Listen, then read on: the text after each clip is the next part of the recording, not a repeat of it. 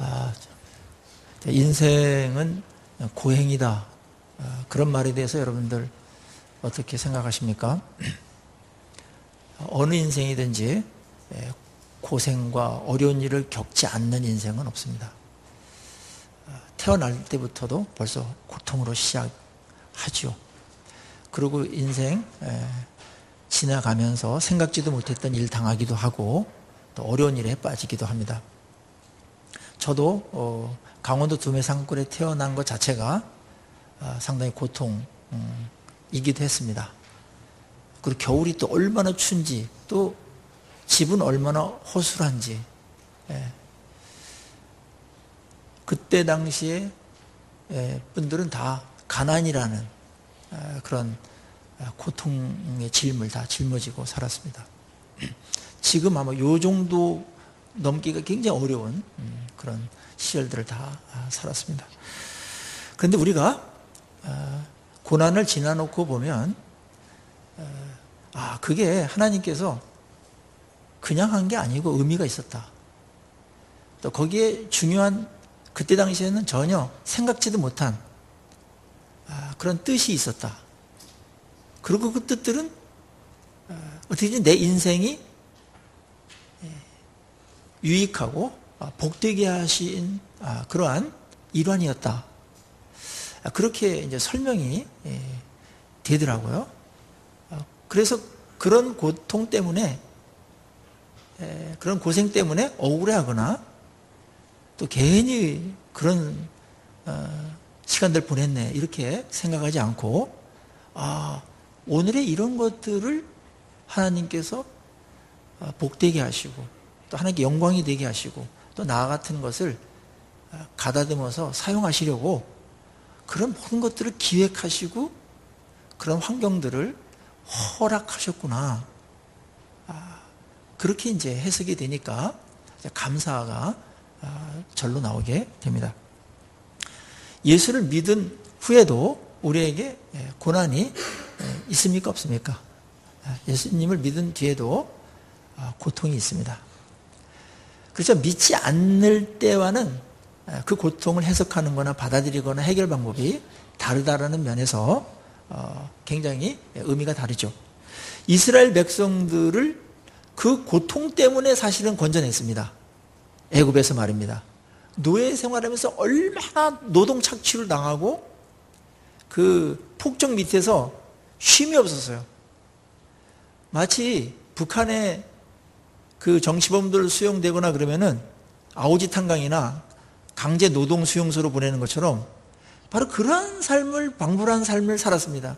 그래서 그들의 그 고통과 부르짖음이, 신음이 하늘에 닿았다고 그랬습니다. 그래서 하나님께서는 그것을 불쌍히 여기시고 모세를 보내셔가지고 이스라엘 백성들을 이제 구출해 내시고 이끌어 나오시는 것 아니겠습니까?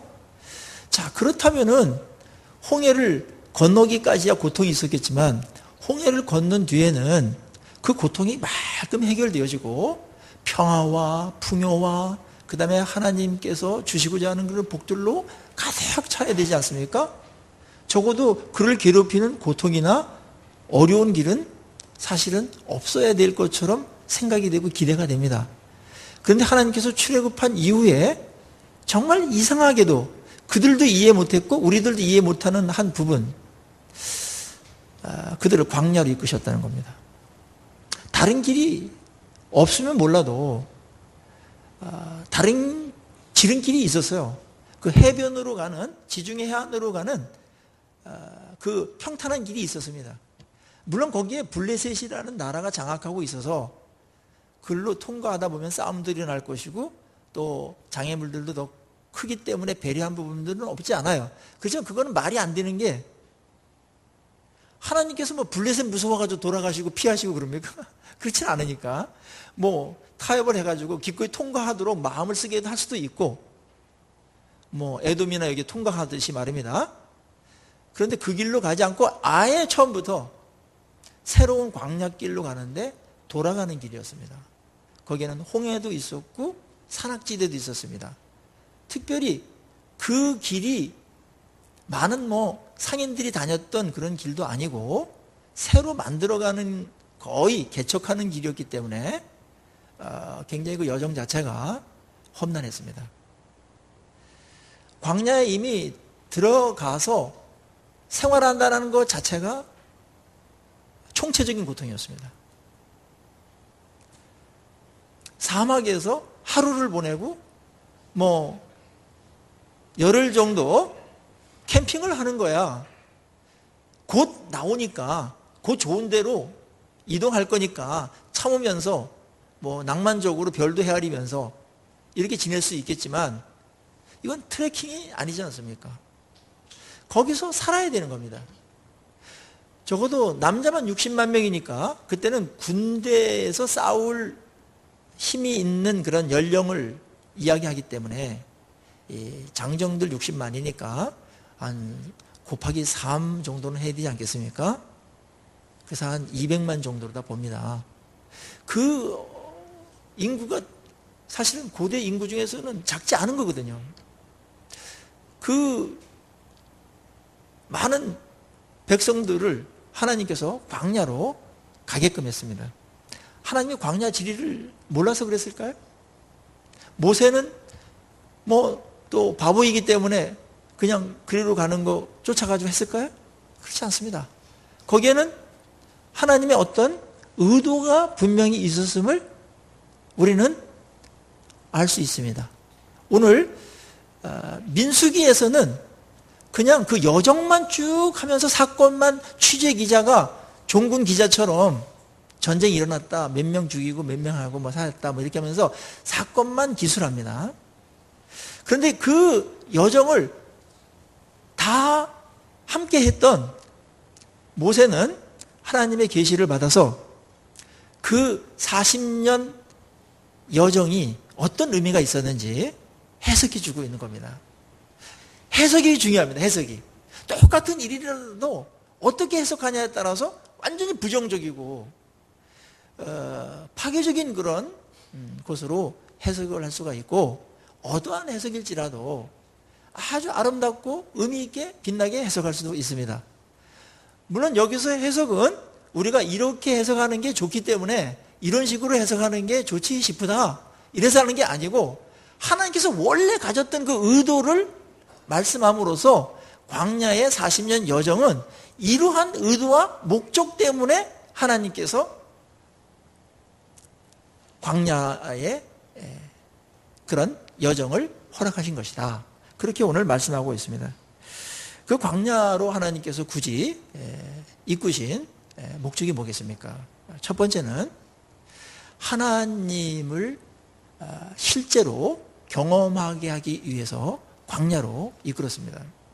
이 부분은 출애굽할 때 이들의 상태가 어땠는가를 알면은 조금 이해가 돼요. 더. 왜냐하면 430년이라는 애굽에서 살았기 때문에 그 문화나 종교나 그 풍습이 참신이 뭔지를 몰랐습니다. 엄청나게 혼동되어 있었습니다. 그래서 10가지 재앙 내렸던 것은 그 10가지, 그 9가지가 애굽의 신들이었습니다. 개구리 신, 메뚜기 신, 강, 이런 것들. 다 하나님께서 여호와의 이름으로다가 멸하지 않습니까? 그러면서 거기서 이미 오리엔테이션을 한 겁니다. 하나님이 누군가? 하나님이 얼마나 센가? 진짜 신은 뭔가? 이거에 대해서 그 정도로 충격적으로 안 가르쳐 주면은 몰라요.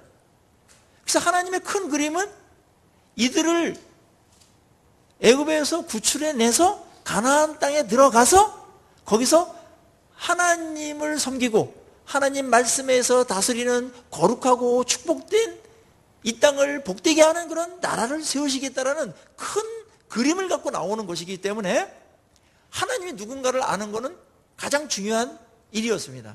그것도 이론적으로만 알면 안 돼요. 이론적으로 알면 금방 일이 생기면 다른 신 붙들게 된다든지 아니면은 실제적이지 못하기 때문에 하나님을 형식적으로 믿거든요. 이거는 실패하는 겁니다.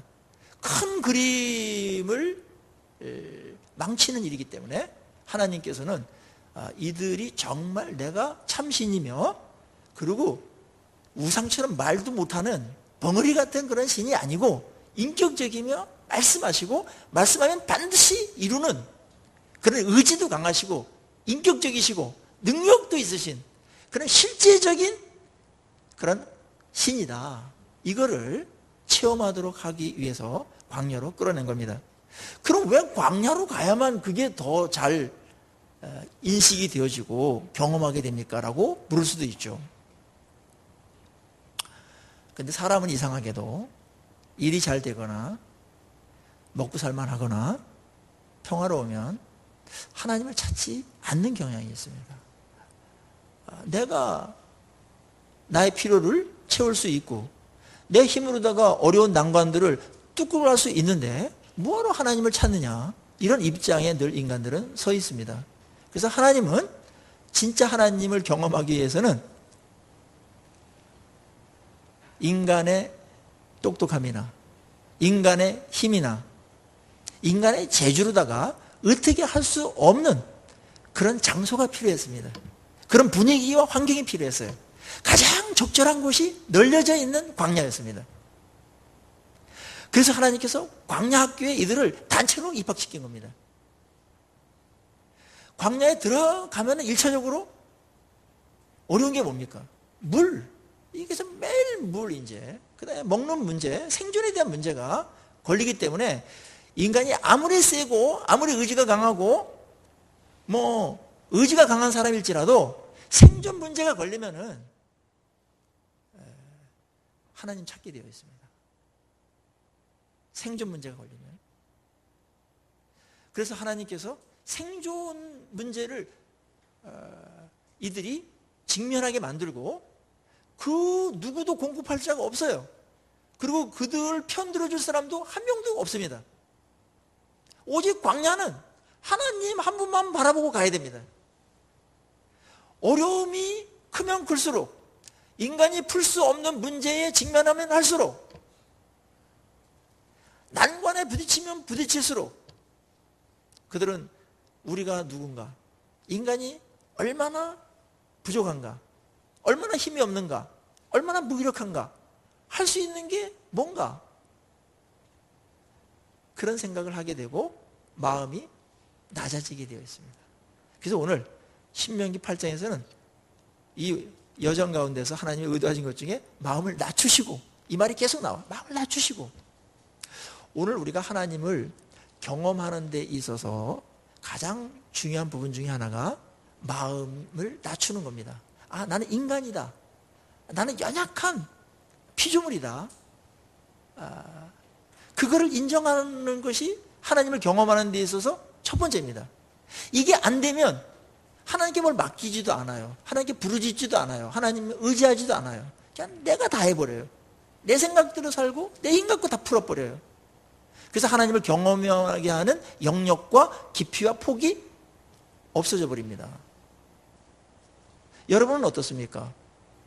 이때껏 살아오시면서 언제 하나님을 정말 리얼하게 만나고 살아계신 하나님을 경험하고, 아, 하나님이 나 사랑하네, 하나님이 능력 있으시네, 하나님이 이렇게 대단한 분인 줄 알았네, 그런 때는 언제입니까?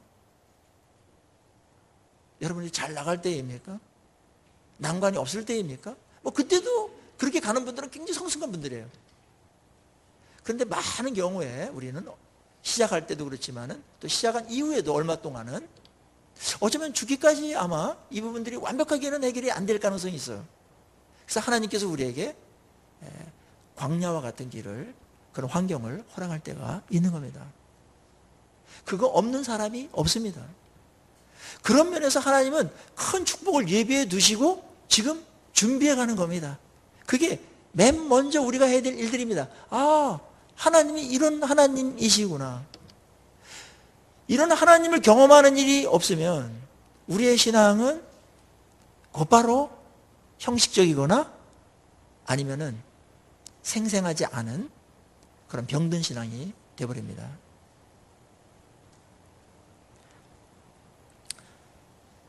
나이 드신 그런 분들 세대에서 그분들이 신앙이 지금 세대보다 좋을 수 있는 여건이 있었어요. 왜냐면 잘난 체를 할 수가 없었어요. 다 가난하고 힘들고, 그게 어떤 광야처럼 어려움들이 너무나 많았어요. 그러다 보니까 하나님 의지하게 되는 건 너무나 당연하고, 마음이 이미 기본적으로 삶에서 태어나면서부터 마음이 좀 가난해요. 이렇게 낮아요. 좀 아직 뭐 이렇게 부숴야 될 것도 아직 많이 남아 있긴 합니다만은, 그래도 어느 정도 이렇게 돼 있어요. 기본적으로. 신앙생활하기가 좀 빨리 진입할 수가 있는데, 그렇게 고집이 세거나 그 다음에 뭐 내가 자수성가하거나 이랬을 경우에는 하나님을 그렇게 절박하게 찾거나 하나님을 의지해가지고 뭘 이루거나 하는 기회가 상대적으로 적어지기 때문에 하나님을 체험하는 이런 것들이 약해질 수밖에 없는 부분들이 있습니다. 그래서 여러분들에게 하나님께서 툭툭 던지시는 그러한 어떤 어려움이나 난관이나 이런 것들이 있으면 하나님을 더 의지하고 경험하게끔 하시려고 하시는 것이구나. 그리고 나를 낮추고 가난한 마음과 겸손한 마음으로 하나님을 붙들라는 사인이구나. 이렇게 생각하시는 것이 맞습니다. 그렇게 하시고 가기를 바랍니다. 이스라엘 백성들 홍해를 건넌다고 그래서 그 엄청난 기적을 통과한다고 해서 마음이 낮아진 거 아니에요. 참 사람이 안 바뀌어요. 하나님이 아셨어요. 광야에 가서 한번 푹 삶기 전에는 변하지 않는다는 사실을. 홍해 사건 얼마나 어마어마한 사건입니까? 그들은 엄청난 기적의 축복을 어느 세대들보다 많이 봤어요. 열지양 봤죠?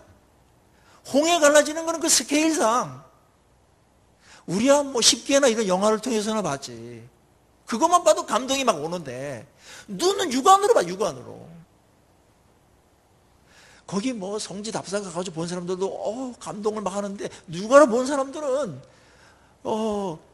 안 넘어간 게 그 기절 안 한 게 그게 이상한 거죠. 아마 우왕청신년을 다 모세가 먹였는지 하여튼 그걸 바라보면서 감동을 하고 찬양도 막 했지만 변한 건 아니었어요.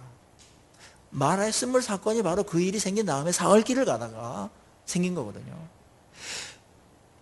하나님이 살아계시다. 하나님이 우리와 함께 하신다. 하나님이 이런 하나님이다. 이거는 한 번 경험해가지고 되는 게 아니고, 거기서 적어도 10년, 20년, 30년, 40년 살 때, 그때 체질화되면서 진짜 완전히 내 마음이 낮아지고 하나님을 바라보고 의지하는 그러한 사람들이 되고 하나님의 백성다운 백성이 되기 때문에 그렇게 고난의 행진을 하나님께서 허락하신 것입니다. 그래서 우리가 어떤 고난을 만날 때 이 땅에서 광야와 같은 그 정도는 아니더라도 어느 한 부분이 있어서 굉장히 하나님을 안 붙들면 안 되는 그런 상황이 우리에게 올 때가 있습니다. 저도 뭐 인생에서 몇 번 있었습니다. 생존에 대한 문제가 걸리거나 의식주에 대한 문제가 걸리거나, 이것도 다 생존이지만은 1차적으로는 그렇게 시작을 해요. 절박합니다. 그때 하나님 붙들라는 사인입니다. 그럼 하나님께서 그거를 절박하게 하나님 붙들 때 그때 하나님께서 해결해 주세요. 또 은혜를 베푸세요. 그때 하나님이 이런 하나님이네 하면서 이전에 그게 없던 때보다도 훨씬 더 하나님이 가까이 계시고 능력이 있으시고, 그냥 관념적으로 이론적으로 신학적으로 있던 하나님이, 성경 속에만 있던 하나님이 나의 하나님으로 그렇게 오시는 줄로 믿습니다. 이게 살아있는 신앙입니다. 살아있는 신앙. 이게 있어야 관념적이고 이론적인 신앙이, 형식적인 신앙이 실제적인 신앙으로 되는 겁니다. 실제적인 신앙은 아무렇게나 이루어지지 않아요. 바로 이 체험이 있어야 됩니다. 이 체험을 하는 데 있어서 하나님께서 부수는 일이 있는데 뭐냐면, 그게 뭐냐면 나를 부수는 겁니다. 나의 똑똑함이라든지 내 힘을 의지하는 거 그거 내려놓도록 만듭니다. 우리에게는 고통이죠. 이 한계를 느낀다라는 거, 풀 수 없는 문제를 직면했다는 건 엄청난 어려움이고 스트레스입니다. 근데 그게 있어야만 하나님께 무릎을 꿇습니다. 우리는 그게 낮아짐입니다. 낮추시고.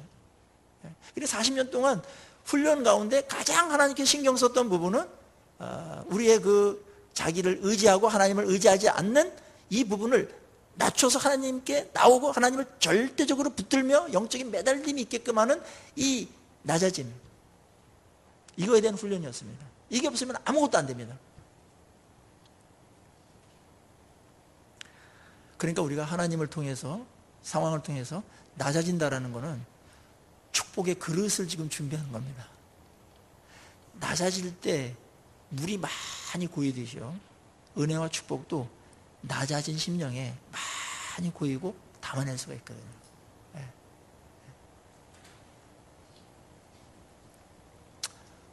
우리는 예수를 믿고 만나면서 하나님 앞에서 정말 우리는 낮아져 있습니까? 어떤 때는 낮아졌다가 좀만 잘 되면 또 드러나가지고 또 안 낮아지고 목이 곧은 백성이 돼버리고 자기 고집 부리고 하나님 들찾고 이런 자로다가 그렇게 가고 있는 발걸음은 아닙니까? 오늘 이 시간에 우리에게 주어진 일들이 어떠한 것이든지 간에 여러분들 하나님께서 원하시는 마음은 한결같습니다. 마음 낮아져서 너는 피조물이고 나는 창조주다, 그거 인정하라는 겁니다. 그게 겸손입니다. 그게. 그리고 우리 한계 상황에 직면하게 만들 때 하나님 날 부르는 겁니다. 축복의 자리로 부르는 겁니다. 그리고 낮아지는 상태, 그것이 하나님을 경험하는 축복이면서 동시에 뭡니까? 나를 사용하시고 또 하나님께 예비한 축복들을 허락하시더라도 괜찮게 만드는, 탈이 없게끔 만드는 그런 아주 거룩한 준비 작업이라는 사실을 기억하시고 빨리 눈치를 채셔서 마음을 낮추시고 주님께 엎드리고 주님을 절대적으로 붙드는, 의지하시는 우리 모두가 되기를 주의 이름으로 축원합니다. 이거는 우리 모두의 간증입니다. 예외가 없어요. 인간은 한결같이 교만합니다.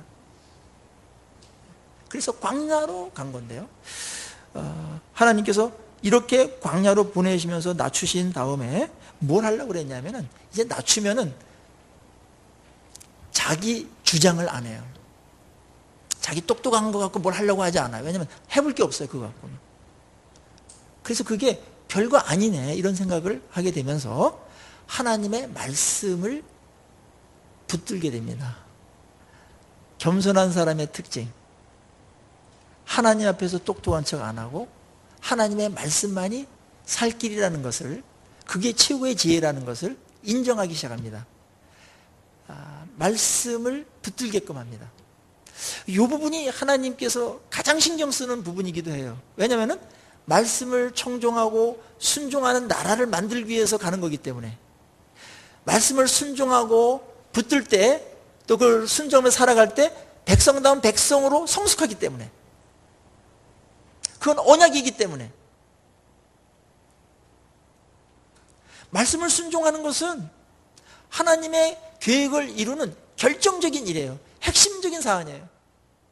그래서 이때껏 계속해서 민수기, 출애굽기 여러분들 이야기 알죠? 강조하는 것은 말씀 순종이었습니다. 오늘 신명기를 보십시오. 신명기 1장서부터 33장 끝까지 하나의 주제입니다. 말씀 순종하면 복받고 말씀 불순종하면 망한다.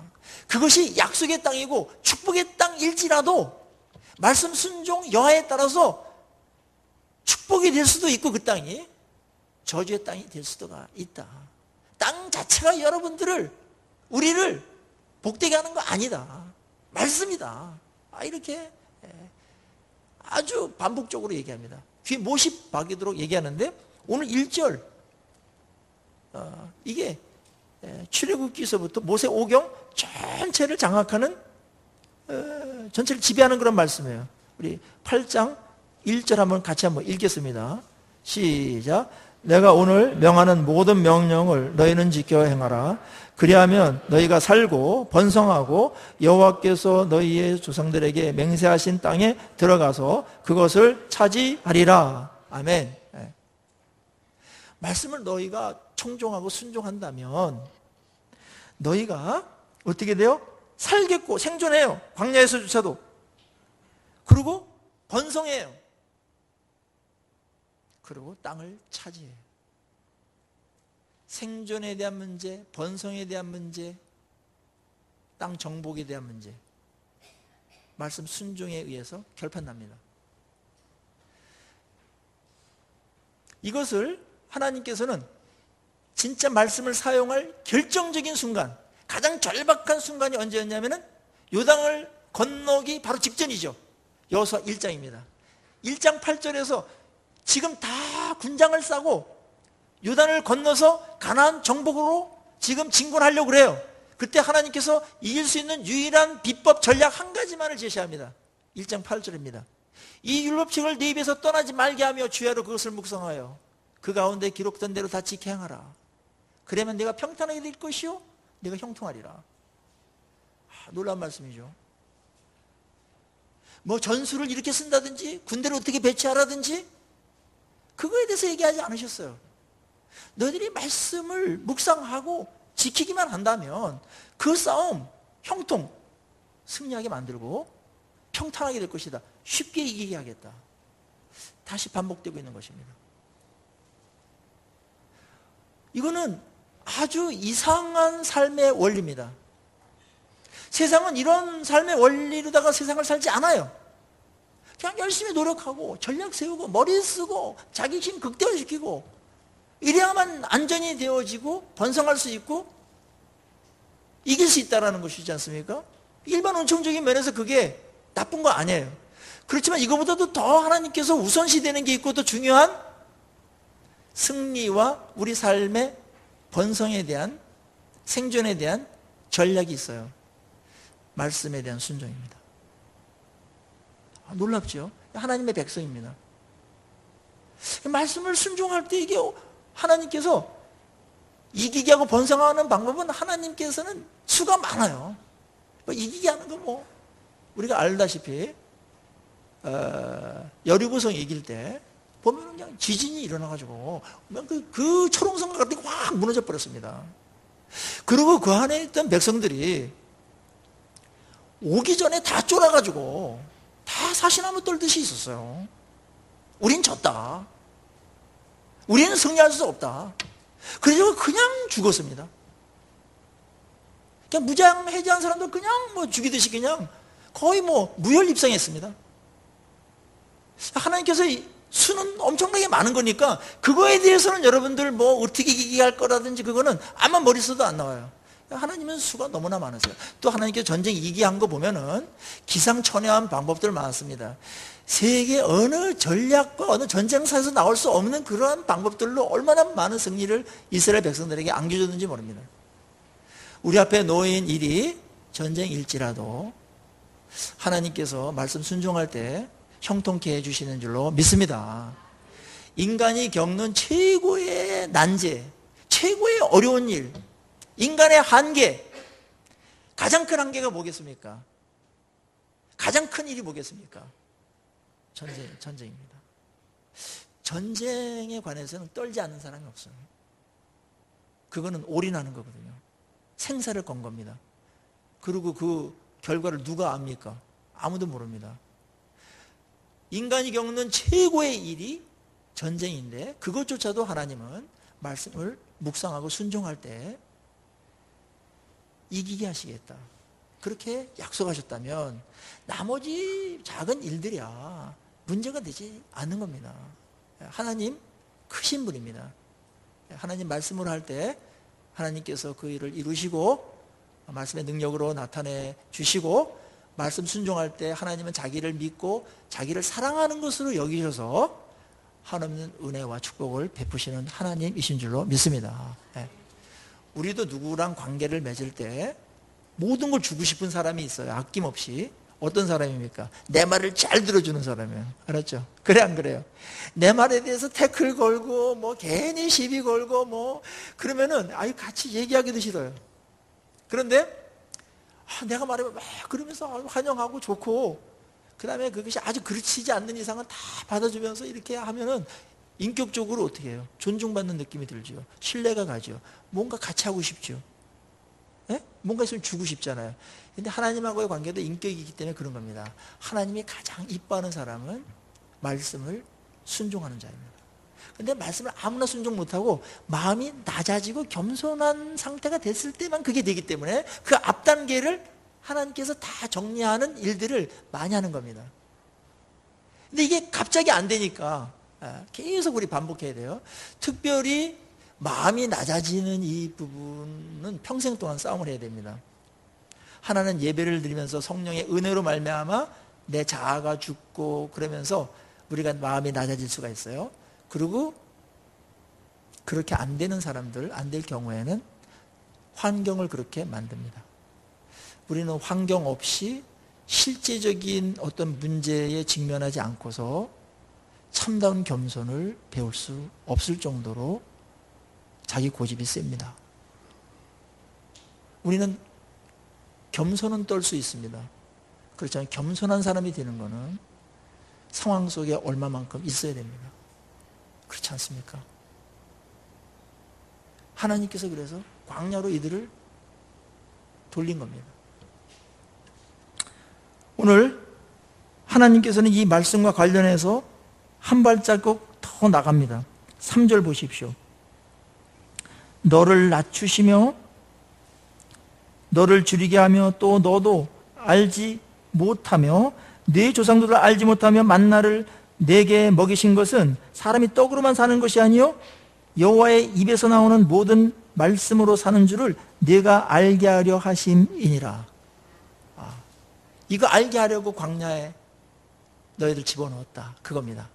이거는 예수님께서 시험 받으실 때 사탄에게 기록되었을 때 하면서 사람이 떡으로만 사는 것이 아니요 하나님의 입으로 나오는 모든 말씀으로 사는 것이다 하면서 사탄을 물리치실 때 쓰셨던 구절이기도 하죠. 그만큼 이 구절은 우리의 모든 시험과 사탄의 공격을 막아내는 데 사용되었던 유명하고 본질적인 말씀이에요. 자, 하나님께서 우리에게 원하시는 것은 말씀을 통해서 그 땅을 차지하는 것, 그것이 1차적으로 목표이지만 하나님께서 정말 말씀을 순종하도록 하고자 했던 이유는 한 단계 더 들어가는데 그게 뭐예요? 사람이 떡으로만 사는 것이 아니고 경제적인 의식주 문제 그런 것만 사는 게 아니라 하나님의 입으로 나오는 말씀으로 사는 것을 알게 하려고, 그걸 경험하게 하려고 너희들 광야로 보냈다. 그렇게 말씀하는 겁니다. 이게 무슨 내용을 포함하는 것일까요? 자, 우리는 의식주가 없으면 살 수 있습니까? 없습니까? 없습니다. 그러니까 여러분들 다 옷 입고 오셨고 살 집이 있으시고 이따 점심 때 분명히 아마 식사 드릴 것 같습니다. 우리 먹지 않고 입지 않고 살 수가 없어요. 그런 존재예요. 그게 없어도 된다 그런 게 아니에요. 그렇지만 하나님의 백성들은 달라야 될 게 있는데 뭐냐면 세상 사람들은 의식주가 목표예요. 그걸 위해 살아가요. 그런데 하나님을 믿는 하나님의 백성들은 의식주보다도 더 중요한 게 있다. 그게 말씀이다. 그런 말입니다. 말씀을 받고 은혜를 받고 청종하면서 갈 때 하나님께서 의식주 문제에 책임진다라는 내용이 포함된 겁니다. 여기에. 우리가 예수를 믿으면 노동도 하지 말고 그러면 뭐 입을 생각도 하지 말고 그렇게 살라는 것이 아니에요. 하나님 백성들 하나님께서 이 문제 해결해 주기 위해서 만나도 보내시고 며칠하기도 보내시고 그러셨죠? 옷도 헤어지지 않게끔 했어요. 하나님께서 물도 보내시고 이거 필요한 거 알아요. 텐트도 치게 하시고 인간이 필요한 거 왜 모르시겠어요? 그런데 그것이 이제 하나님이 전능한 자이며 이 모든 것들을 갖고 계신 주인이고 공급자이기 때문에 하나님께서는 자기 말씀을 순종하면서 따르는 자들에게는 그 정도는 다 책임진다 라는 이야기입니다. 그리고 더 중요한 것은 이거예요. 삶의 질에 대한 문제인데 우리가 의식주가 있더라도 우리의 삶이 높아지거나 어느 정도는 있어야지만 이게 유지가 됩니다. 없으면 이거 안 됩니다. 하나님의 형상도 회복되는데 너무 어려워요. 너무 절대적인 가난이 있으면. 그런데 그게 있다손 치더라도 그게 넉넉히 있다손 치더라도 과연 인간의 삶의 질이 정말 높아지고 하나님께 영광이 되어지고 다른 사람의 복이 되어지고 우리의 삶이 정말 기쁘고 부유하고 만족한가. 이 문제를 할 때는 또 다른 엄청난 또 문제가 야기되는 겁니다. 그렇지 않다라는 결론을 다 내리고 있는 겁니다. 지금 많은 어떤 이런 의식주 문제가 한국 남한에 있는 분들은 해결이 됐어요. 그렇다고 해서 이것이 부족했던 옛날보다 좋은 면이 분명히 있지만 그렇다고 해서 더 행복하냐? 행복지수가 올라가고 자족하면서 그렇게 정말 풍성한 삶이라고 생각하면서 그렇게 살아가는가? 그러지 않지 않습니까? 이 문제 어떻게 해결하냐는 거예요. 하나님은 여기까지 보신 겁니다. 그 사람이 떡으로만 사는 때는 그것이 풍족하더라도 분명히 한계가 있다. 내가 원하는 수준의 삶은 나오지 않아. 근데 내가 원하는 삶의 수준은 어떻게 만들어지냐면은 너희들이 말씀을 순종하고 할 때 내가 공급해 주시는 것으로 너희들이 살게 되고 의식주를 갖게 되어지고 그것이 직업이든 누가 도와주든 알았죠? 가장 안전한 거는 만나보다는 가나안 땅에 들어가서 스스로 일을 하고 그 다음에 소출을 내고 직업을 가지면서 하는 거였습니다. 이 일반 은총은 엄청난 축복입니다. 그렇게 해서 하나님께서 공급해 주시죠. 여기 하나님께서 관심이 없는 거 아니에요. 내 말씀으로 할 때는 그 일이 벌어지면서도 마음속에 엄청난 부요함과 만족과 자족이 있다는 거예요. 말씀에 순종하면서 살 때 우리에게 주어진 하나도 굉장히 가치 있게 느껴지고요. 감사가 있고 그러면서 하나님께서 주신 것을 알고 있기 때문에 그걸 누리는 게 너무나 행복한 겁니다. 삶의 질이 엄청나게 뛰어요. 그리고 그거를 잘 관리할 줄 알아요. 잘 사용해서 또 복되게 만들어요. 그것 때문에 타락하거나 교만하거나 그것 때문에 무슨 죄를 짓거나 그러지 않아요. 의식주 문제가 해결됐을 때 이 부분입니다. 없을 때보다도 더 삶의 질이 떨어질 수가 있어요. 그거는 이 죄 문제라든지 우리의 마음의 문제라든지 영혼에 대한 문제라든지 이거를 그것이 해결할 수 없기 때문에 그렇습니다. 물질은 해결해 줄 수 없습니다. 이것만 계속해서 세상은 강조하면서 이것만 되면 너희들 행복할 수 있고 이것만 되면은 국가가 잘 살 수 있고 국가가 잘 살면 다 행복할 수 있다. 반 거짓말입니다. 그렇지 않습니다. 사탄이 만들어내는 신화입니다. 많은 그리스도인들이 여기에 속고 있습니다. 오늘 그래서 예수님께서 너희들 들어가서는 너의 삶의 질이 높아지고 만족하고 부유하고 정말 풍성한 삶, 복된 삶을 내가 주기를 원하는데 그것은 너희가 이렇게 해야 된다는 겁니다. 사람이 떡으로만 살려면 안 되고 하나님의 입으로 나오는 모든 말씀으로 살 때 이 떡 문제도 해결되면서 그 삶 자체가 아주 아름답고 부유해진다. 내용 자체가 그렇게 된다. 그렇게 말씀하는 겁니다. 네. 우리 믿는 분들은 말씀으로 살 때 경험합니다. 옛날에 라면 한 그릇 먹을 때와 하나님 모를 때 지금 라면 한 그릇은 다릅니다. 물 한 컵도 다릅니다. 너무나 감사합니다. 네. 이게 하나님께로부터 주어진 것이며 이게 우연이 아니며 이것은 거의 기적에 가까운 일이며 하나님께서 나를 사랑해가지고 나한테 베풀어 주신 것이다. 이런 인식 자체가 우리에게 소유한 그 소유 있지 않습니까? 그거에 대한 가치를 100배, 1000배로 뛰게 만듭니다. 그래서 감사해지는 겁니다. 그리고 하나님께서 필요한 것들을 공급하십니다. 네. 삶의 질이 달라져요. 말씀에 의해서 그걸 해석하고 말씀에서 다스리면서 사랑하는 것과 그것이 무엇이든지 간에 그것이 지위든 영향력이든 자유든 물질이든 뭐든지 간에 인간에 필요한 것들이 있어요. 근데 말씀에서 다스림 받지 않으면 말씀을 살면 다 부패합니다. 부하면 부한 대로 부패하고 가난하면 가난한 대로 부패합니다. 있으면 있는 대로 부패하고 없으면 없는 대로 타락합니다. 말씀이 다스리지 않을 때 인간은 그거를 어떻게 감당을 못해요. 그래서 하나님께서 말씀대로 너희들이 살아야 되는 것은 그게 내 뜻이기도 하고 또 내 마음이고 내를 기쁘게 하는 것이 하나님 나라가 그게 완성되는 것이기도 하지만 너희들을 위해서도 정말 이렇다. 이렇게 말씀하고 있는 것입니다. 하나님께서는 말씀을 할 때 의식주도 공급해 주시고 하나님께서 공급해 주신 그것이 우리에게 참된 복이 되게 하시는 줄로 믿습니다. 예.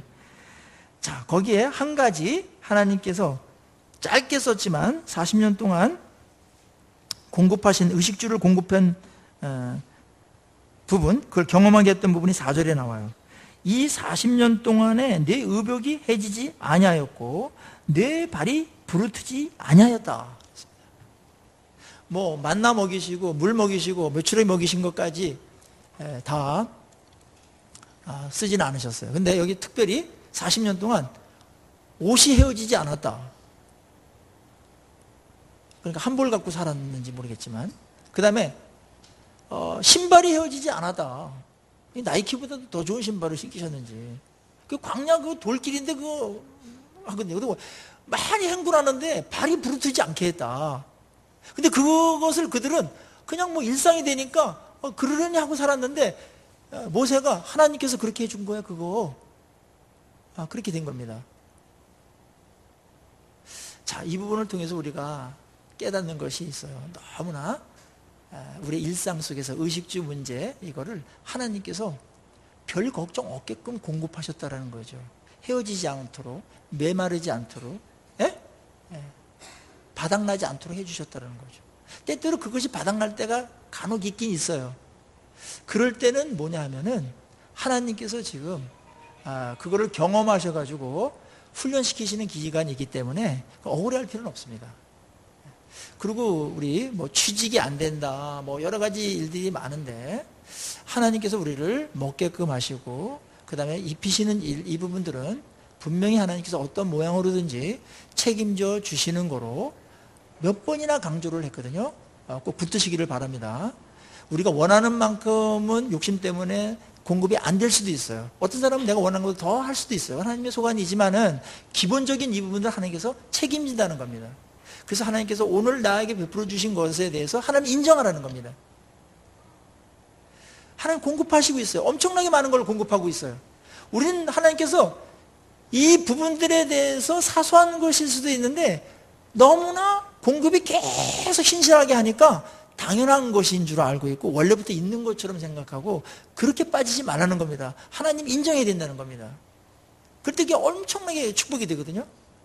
제가 이제 그 킬리만자로 그 산에 그 등산했던 분을 이제 엊그저께 만났는데요. 가니까 산소가 4분의 1밖에 안 된대요. 하도 높으니까. 근데 막 코피도 터지고 막. 그 다음에 막 답답해가지고 잘 때도 막 얼마나 답답한지 막 숨이 가벼우고 막 가슴이 막 이러는데 거기서 한 달 동안 있었대요.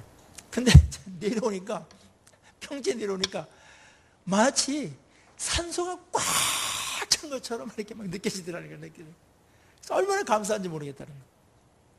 우리는 결핍을 한번 당해봐야 하나님께서 얼마나 신실하게 공급하셨는가, 성실하게.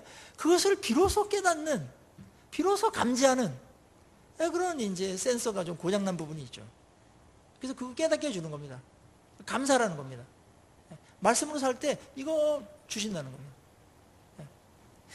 지금도 이스라엘 그 사람들이 한국에 오면은 계속 가이드한테 묻는 거 있습니다. 이렇게 강가를 거닐는다든지 아니면은 수목원 이런 데 들어가면은 계속 가이드한테 물어. 이거 돈 안 내고 봐도 되냐고. 이거 돈 안 내고 만져도 되냐고. 이거 돈 안 내고 마셔도 되냐고. 왜냐면 거기는 너무나 그게 막 지금도 부족하니까 다 수풀이 조금만 있어도 돈 받아야 됩니다. 물이 조금만 있어도 돈 받고 들어가야 되는데 우리나라 그냥 물 막 천지입니다. 그리고 뭐 조금만 들어가면 다 숲이죠. 얼마나 감사한 곳에 우리가 사는지 모릅니다. 하나님께서 그래서 결핍을 경험하게 하시는 겁니다. 결핍을 경험한 사람들은 그게 소중한 게 뭔지를 알아요. 그 가치를 알아요. 이게 이런 거구나. 그러면서 감사하게 되고 하나님 찬양하게 되고 하나님을 높이게 되는 것이죠. 거기에 삶에 부유함이 있고 풍성함이 있고 생기가 있는 것입니다. 그래서 우리 안에 이루어지는 광야와 같은 길을 걷는 분들이 있습니까? 축복을 향한 발걸음을 꼭 기억하십시오. 그리고 하나님의 말씀을 경험하고 하나님의 누군가를 더욱더 경험하고 하나님께서 공급하신 게 얼마나 부유한 게 많은지, 하나님은 얼마나 신실하게 우리의 의식주를까지 책임지시면서 인도하시는 그런 좋은 아버지인지 우리는 광야를 통과하고 난 다음에야 통과하면서 발견되는 것들입니다. 혹시 힘든 일, 어려운 일 있을 때 하나님의 초청인 줄 아시고 하나님을 더욱더 경험하는 기회로 부르시는 일이신 줄 알고 하나님 더욱더 붙들고 나가서 하나님 더욱더 풍성하게 경험하시는 우리 모두가 되기를 주의 이름으로 축원합니다. 우리 같이 기도하십시다.